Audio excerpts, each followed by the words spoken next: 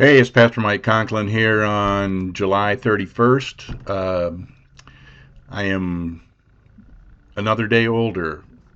So yesterday was my birthday, July 30th. And I didn't do a devotion yesterday. So I am doing a devotion today. So I am looking for good news again. That's my thing. I'm looking for good news. I mean, there's too much bad news going on, and if I slip up and slip in bad news, then make sure I follow it up with good news. Just send me a message. Say, where was the good news? So we need good news. And we're going to look at Psalm 145, which is good news, and Matthew 14, the feeding of the 5,000, which is also good news. So we got some good news text to deal with today. So let's look at Psalm 145. Psalm 145, 8 through 9 and 14 through 21. So we don't get all of Psalm 145. We just get parts of Psalm 145. Psalm 145 is what we call, again, an acrostic psalm, hymn. Starts with each new verse starts with a letter of the Hebrew alphabet. That is until you get to verse 13, and then nun gets used twice, I think. But we don't have verse 13 because we only have 8 and 9, and then we pick up on 14. So we don't have to worry about our acrostic mess up of the alphabet. So, but again, just a very common way, well, I don't want to say common way, just a way that psalms and hymns were often written, starting out with the first letter of the next letter of the alphabet as they go through the hymn. We rhyme things, we do things that, are similar to that in modern hymnody today too. We think, we're pretty sure this is what we call post-exilic, rather late post-exilic. So after the Babylonian captivity, that this psalm was written. So probably late, and so things had started to shape up before they shaped down again, because that seems to be the roller coaster ride with Israel, up and down, up and down, and up and down. Because we go back to Genesis 3. We fall, God picks us up. We fall, God picks us up. Israel falls, God picks them up. Israel falls, God picks them up. I mean, that's the theme. That's life, right? And the problem is we keep thinking, well, we can pick ourselves up and dust ourselves off, and we don't need God, which that is the big mistake. And this psalm in particular really emphasizes the idea that we need God. We need God to reconcile us, to restore us, to resurrect us, to save us from sin and death, because we can't do it on our own, and the law can't do it, which is that pick yourself up by your bootstraps and dust yourself off and keep on going bootstrap mentality that we so much indoctrinate into our lives in the United States and around the world, and expect people to dust themselves off and, what was it in the Avengers movie where Captain America says, if they kill you, shake it off. So, which was really, we do shake it off, but we don't shake it off without God. And so Psalm 145 is really about God's unfailing love, God's care, and the history of God's care, and that we have evidence that God cares for us, and that God is compassionate, and that God it's personal. The psalm, which we don't get the beginning, but it starts out very personal, from the psalmist, and then it ends with 21, which we have, which is again becomes very personal, because verse 21 says, my mouth will speak the praise of the Lord, and all flesh will bless his holy name forever and ever. My mouth shall speak the praise of the Lord. So again, it is a very personal acclamation that we make. And again, when we talk to people about what we believe, we can't prove anything. All we can say is, this has made a difference to me. This is what I believe. And then we let God take over. So many times I think, we think that we are responsible for the end results. God is responsible for the end results, but God uses us to get the results. And so when we talk to people about believing in God, all we have is our personal witness, our own personal testimonies to do that. Which I know as Lutherans we don't often we don't do testimonies very often. But we if we really know how to tell our story, we can tell a testimony. I used to have a class in one of my early churches that we would teach people how to do testimonies, just to tell your story. I mean, I have multiple stories. If you've heard me preach or looked at anything that I've done in the past, you know I have stories, and I talk about myself because that's the best witness that I have. You know, yes, I have scripture, and I know my scriptures, but my best witness is me. My best witness is my belief, and that especially if my belief uh, can stand up to being shaken, and it has, um, and it hasn't. So I'm not gonna claim that I haven't been on my knees. I just talked to someone the other day who was just they were angry. They were angry at God. They were, you know, it's the why am I alone kind of thing, and why is God keeping me around, and you know, and so they felt like they had lost their faith, and I think, well, you're still talking to God, so you haven't lost your faith yet. Um, but again, God can handle it. God is the God of compassion, of love, of graciousness, of mercy. The very first line, verse 8, the Lord is gracious and merciful, slow to anger, and abounding in steadfast love. You ever heard that before? that's that's one of those most quoted psalm verses that I can remember. I mean, it's even in our liturgy. The Lord is gracious and merciful, slow to anger, and abounding in steadfast love. Yes, and so, and then the next line, verse 9, the Lord is good to all, and his compassion is over all he has made. I mean, what kind of this is, you know, when we and then we speak about Jesus and we talk about sending his son, this is the kind of love God has for us. And I know sometimes we question it. Sometimes it doesn't feel that way. But again, sometimes we can't, you know, I'm not going to discount feelings, but feelings can be deceiving. Feelings can lead us in the wrong direction, especially anger and fear and disappointment. Um, and those are the tools of the enemy. When I refer to the enemy, I refer to the adversary, or as some people would say, Satan or the devil. And those are the tools of the devil that try to lead us away and shake our faith. And those are the things that we can't let happen. Sometime we'll have to do some more discussion on the devil. I think I've said that before, but I don't believe in the personification of evil.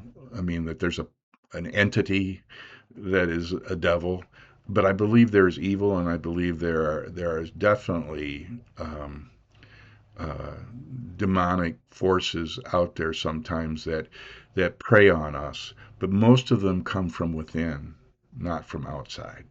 Most of those forces come from within, not the outside. So, um, starts out this Psalm 8 and 9. I mean, it starts us off with this great description of God's characteristics and his attributes, and then it goes into this whole what God does, and that we have a history with this. So, um, verse 14 through 20, basically, the Lord upholds all who are falling and raises up all those who are bowed down. This is a fact that we know because we've watched this happen. We know this has happened. The eyes of all. Oh, and the Lord upholds. The actual word in Hebrew, I was looking it up, was supports. So the Lord supports all who are falling. And again, it is the Lord who does this. Well, it's not, you know, it's not me. It's the Lord who supports this. Although I had a phone call yesterday, just out of the blue, from somebody from, how many years ago? It would have been 6, 7, 8, 9, 10, probably almost 10 years ago. He was in Cleveland Clinic. Uh, he was intubated. His wife was there. She'd called me to come up and to see him. He was in a bad way. His heart was in a bad way. And I came up and I saw him, and he was intubated, and but he was conscious.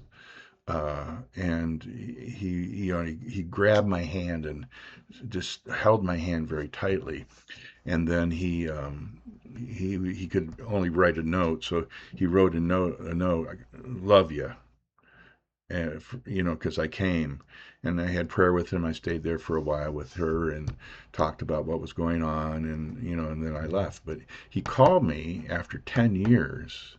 I hadn't seen him or talked to him, I think, and well, maybe I talked to him 9 years ago, but he might have called me. But he said I was having this conversation about seeing God's face. And I was like, oh. And he said, I thought of you because you came up to me to see me in the hospital when I was in a really bad way, and I didn't think I was going to make it. And I'm like, again, one of those humbling moments for me because I'm not God. But he said, I saw God's face in you. And he said, grow back your beard, get rid of the goatee. He wants the whole beard because we were talking about that. He says, that's what I remember, the beard. And I said, okay, I'll think about that. So, but he said he saw the face of God. He was talking about someone about the face of God. And where do we see the face of God? We see the face of God in each other. Yes, sometimes we're going to be the only God that people have a chance to see or to witness. So it's important what we do. It isn't about what we do because God's doing it through us, but it is important what we do because we may be God's face to somebody. And what does that mean? I mean, obviously with Tim, that was his name, it had a tremendous impact. So much so that he didn't even know if my phone number would work, but he had my phone number in his phone. And then when it came up, it rang, and actually I still had his phone number in my phone, and his name came up, and I'm going, Tim Cobain. Oh, I just said his name. I shouldn't have done that. But I'm like, it's been years. Why is he calling me? And it was a nice birthday gift to hear that, made me feel good and humbled at the same time. So let's continue on with this. As I said, it ends with a personal lament, or not lament, but a personal praise. So let's go ahead and read it. I'll start it from the beginning of the 8 and 9 and 14 through 21. The Lord is gracious and merciful, slow to anger, abounding in steadfast love.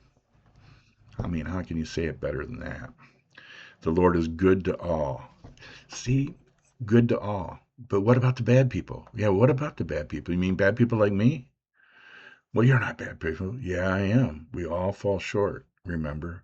Talked about that earlier in the week. We all live in sin. And his compassion is over all that he has made. All that he has made is good, right? The Lord upholds, this is 14. The Lord upholds all those who are falling or supports them and raises up those who are bowed down, humbleness. The eyes of all look to you and you give them their food in due season. God gives us what we need, just like the Lord's Prayer. Give us today our daily bread. You open your hand, satisfying the desire of every living thing. Where does our desire get fulfilled? It gets fulfilled in God, not in stuff and things, although sometimes we try to do that and replace that, but then those become our God, and that's a danger. The Lord is just in all his ways and kind in all his doings. Sometimes we don't understand that. We were talking about that the other day when I slipped into politics for a moment. It's hard sometimes to understand how this could be just or how this could be kind when you see stuff happening and you just don't understand. But this is, again, where we need to have faith. We need to have faith that God is going to bring justice and kindness out of this. And sometimes that is so hard, isn't it? Especially when We're facing brokenness in our lives, the brokenness of relationships, the brokenness of health, the brokenness of jobs, the brokenness of life. It can be very difficult to see that the Lord is just and kind. The Lord is near to all who call on him, to all who call on him in truth. Again, this is, we're talking about, this is a history. We know that this has happened because this has happened before. And remember that this is post-exilic, so it's very late. So they can see the exile. They can see the bad times and the history of the bad times. And they can see right now where they are at this particular point is a good time. Up and down the roller coaster ride. He fulfills the desire of all who fear him. He hears their cry and saves them. What does he save us from? He saves us from sin and death. Yes, and that's an important thing. When we talk about salvation, we have to remember, what are we talking about when we're saved? We're being saved from sin and death. And how does that happen? Through Jesus Christ and through God, not through by the works of the law. The Lord watches over all who love him, but all the wicked he will destroy. Again, remember it's Old Testament, and so they are still into this chosen people and in this idea that God is separating people. But then as we get into the New Testament and the New Covenant and with Jesus, we realize that the wicked people and the faithful people are often the same people. They're us. Remember, we talk about both being saint and sinner. Simul justus et peccator, both justified and sinner at the same time. And so when we talk about the Lord destroying the wicked, he's destroying the wicked part of us, the old Adam that has to drown in baptism, so that the new Adam, Jesus Christ, can rise up in us, because that's the only Adam that gets into heaven. Or Eve, I'm sorry for those. The old Eve and the old Adam have to go. So that old wicked person that I was no longer exists. Luther used to get up and make the sign of the cross on his head every day and say, I'm baptized, to remember that old Luther has died. The old wicked Luther is gone. The new Luther in Christ. And this is where he talks about the whole idea of bondage to sin in the book, The Bondage of the Will.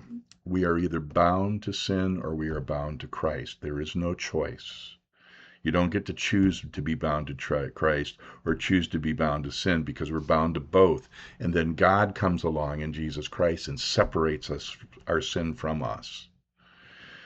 And then the last line, 21, my mouth will speak the praise of the Lord, and all flesh will bless his holy name forever and ever. A personal praise. So Matthew 14:13 through 21, the feeding of the 5,000. Now, there are 6 accounts of feedings in the Gospels. Mark 6 and 8, Luke 9, John 6, and Matthew 15 and Matthew 14. And they have the feeding of the 5,000 and the 4,000, I believe. Now, they could be doublets. When we talk about a doublet is a story or a lesson that was repeated. It's a doublet. It may be the same one, but it's just repeated because it was told, or it was told in a different setting or in a different way. But it's still basically the same story. And so we call those doublets. Now, can doublets be the same thing? Of course they can. Could doublets be different? Could there be a feeding of 4,000 and 5,000? Sure, why not? But again, we look at the language of them and we see, oh, a lot of this language is very similar.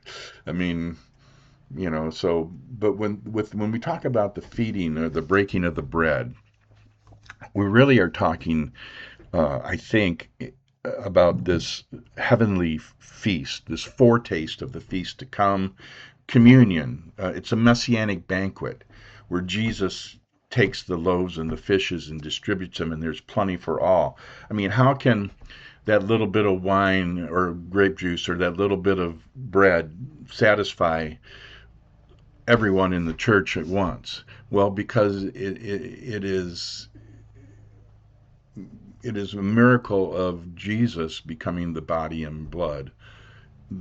How does he do that? How does Jesus become the body and blood in communion? I don't know. Same with the resurrection. How did he resurrect? I don't know. But I have faith and I believe that he said that he would, he did, and he has.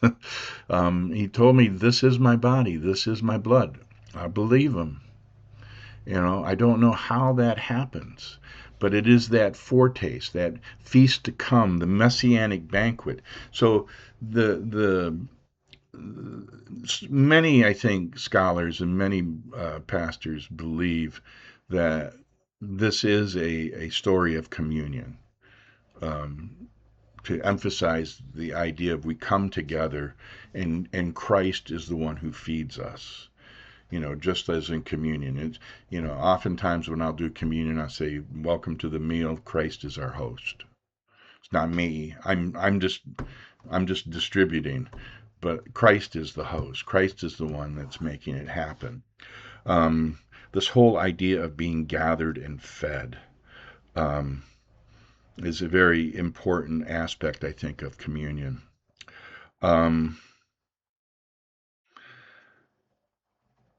I have a note here. We have a picnic out at Lakeside on Wednesdays that I'm help coordinate, and we have you pay for the picnic. It's hot dogs, macaroni cheese, chips, watermelon, lemonade, baked beans, and it's every Wednesday at 5:30. And we charge adults, but we don't charge children 5 and under. They're free. And I was thinking when I was reading verse 21, those that ate were about 5,000 men, besides women and children. So if you have 5,000 men that ate, and you're not charging for women and children, there's a lot more there than, because you got to figure for every man, there's got to be a woman and even a child. So you're looking at 15,000 here. That's a lot of people. So don't limit yourself to this 5,000 because because men and women were actually separated in that time, and children. The women and the children were in one place, the men were in another place. So in the text it says there were about 5,000 men besides women and children. So it's trying to give you a picture that this is a massive amount of people. Because I know when I took the count on Wednesday, I counted the money, and I said, well, this would equal about 120 people, maybe adults. But I know there were 30 kids at least there. So you just tack on the extra to the count, right? So miracles in general. Do I believe in miracles? Yes, I believe in miracles. Is this a miracle? Sure, it's a miracle. But miracles in the Bible just don't happen for the sake of a miracle. Miracles in the Bible happen to point to Jesus. There's no miracle for miracle's sake, for just wow, for the wow factor. There may be a wow factor, but the miracle itself points to Jesus as the Son of God. This miracle is one of those miracles that points to Jesus as the Son of God. And he's kind of puts the disciples to the test here, to tell them to get some food for him, and they're going, hey, there's too many people here. And he's going, no, nothing's impossible here. Nothing's impossible. So yeah, the miracle happens to point to Jesus. So yes, do I believe there are miracles? Yes, I believe there are miracles. I've seen miracles in life. Sometimes I think it's not going to happen, or someone's not going to get well again, and they do, or how can they pay for this, or where will we find the job, or where will we find them somewhere to live? And something happens, and this miracle happens. And a lot of times, those miracles, as when you have faith, it's not coincidence anymore. Or coincidences happen a lot more often. How's that? um, so what I'm looking here. There's a couple references here. Now, when Jesus heard this, well, what did he hear? Well, he heard that John had died, John the Baptist. So he is going to do this. This is happening after the death of John the Baptist. And he's probably a little upset that John, his cousin, has been killed, beheaded. And so he withdrew from their boat because they were in the boat. And remember, in some of these situations, he just walked on water, and now he's going to feed 5,000s. And how, if he can walk on water, why didn't they think he could feed 5,000? But anyway, he goes to a deserted place. So we often think maybe Jesus was more introverted than extroverted. I mean, he does things in public, but he seems to want to escape and to pray and to do things in solitude because he needs those moments. And I can understand that. I like solitude too. Sometimes I just like to fish by myself, and it doesn't matter if there's anybody there. And when I'm fishing, I don't need to talk, although some people I bring, they talk. So, um, and he had compassion for them and cured their sick. Remember, we go back to Psalm 145. God has compassion for us. Right? God has a history of compassion for us. And he cured the sick. So, because the crowd followed him even to the deserted place, and he couldn't be alone. And then when the evening came, the disciples came and said, "This is a deserted place. It's late. Send the crowds away." And Jesus said to them, "They need not go away. You give them something to eat." And they replied, "We have nothing here but 5 loaves and 2 fish." This isn't the story with the boy who has them, but um, Jesus said, "Bring them here to me." So we have a God of abundance, not of scarcity. And I think that's one of the lessons of life, and that lessons we can learn from the feeding of the 5,000 is we have a God of abundance, not a God of scarcity. And so it's so easy to fall into the trap of scarcity, or this will never work, or this will never happen, or we don't have enough, or how are we going to do this? And to realize that there's nothing that God can't do. Will it happen? Maybe it won't happen all the time, but we go into it with that faith that God is going to provide. Um, there's 12 baskets that are taken up afterwards of the fish and the loaves. 12. 12 disciples, 12 tribes of Israel. You pick. I think the meaning of it is that the witness of the people, the disciples, the tribes of Israel, the witness is to this is how our God behaves. This is how our God is. This is justice. This is the kindness. This is the compassion. This is God providing for our food in due season. I think that's the point of the 12 baskets. Let's read it. Now, when Jesus heard this, he withdrew from there into a boat, from the boat to a deserted place. Again, he's going to go off by himself. But when the crowds heard it, they followed him on foot from the towns. And when he went ashore, he saw a great crowd, and he had compassion for them and cured their sick. And when it was evening, the disciples came to him and said, "This is a deserted place. The hour is now late. Send the crowds away so that they may go to the villages and buy food for themselves." Jesus said to them, "They need not go away. You give them something to eat." And they replied, "We have nothing here but 5 loaves and 2 fish." And he said, "Bring them here to me." And he ordered the crowds to sit down on the grass, which would be pretty normal. Taking the 5 loaves and 2 fish, he looked up to heaven, blessed and broke the loaves, and gave them to the disciples. And the disciples gave them to the crowds. He gave them to the disciples. Disciples gave them to the crowds.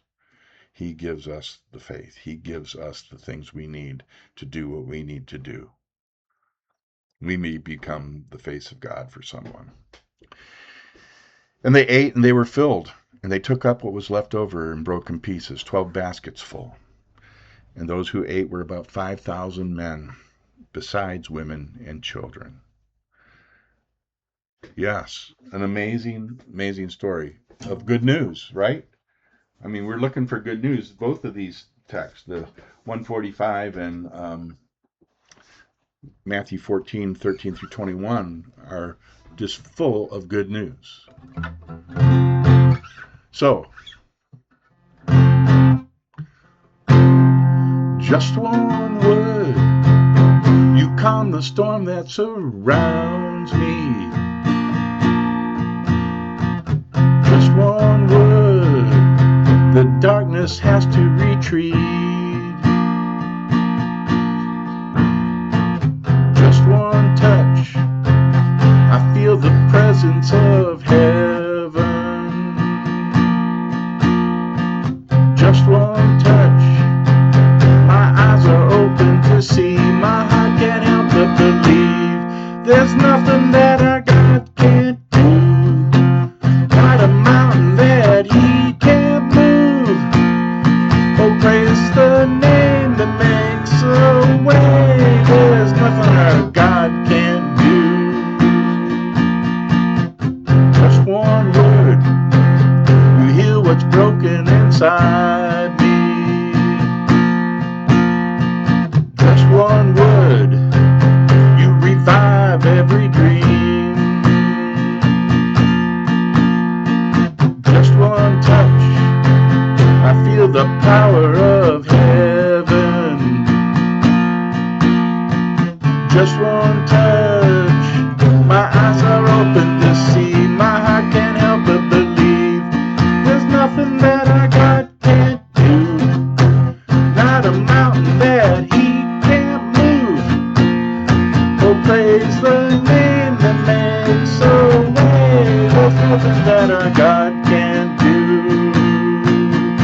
There's nothing our God can't do. Not a prison wall we can't break through. Oh, praise the name that makes a way. There's nothing that our God can't do.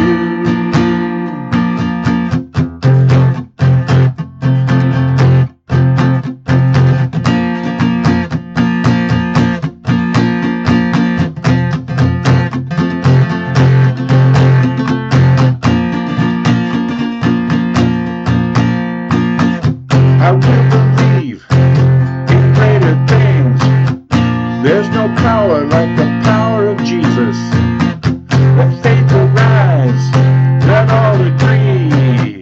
There's no power like the power of Jesus. I will believe in greater things. There's no power like the power of Jesus. Let faith arise, let all agree. There's no power like the power of Jesus. There's nothing that our God can't do. Not a mountain that He can't move. Oh, praise the name that makes a way. There's nothing that our God can't do.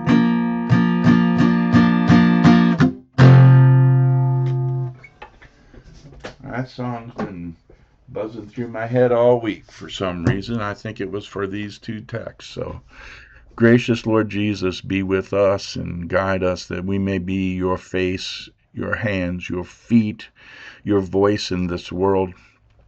There's so much going on, and so many times we get discouraged, and so many times we don't understand. But strengthen our faith. Even the size of a mustard seed, you tell us, can move mountains. Don't ever let us get to the point where we have no faith, but instill in us your Holy Spirit, the spirit of discernment and wisdom, the spirit of justice, the spirit of kindness, the spirit of love. Help us be merciful, slow to anger, and abounding in steadfast love too. Amen. All right. Well, that's it. Good news. We got good news today, I think. So Take your good news and share it into the world. We need as much as we can get. Be back with you next week, and until we meet again, peace.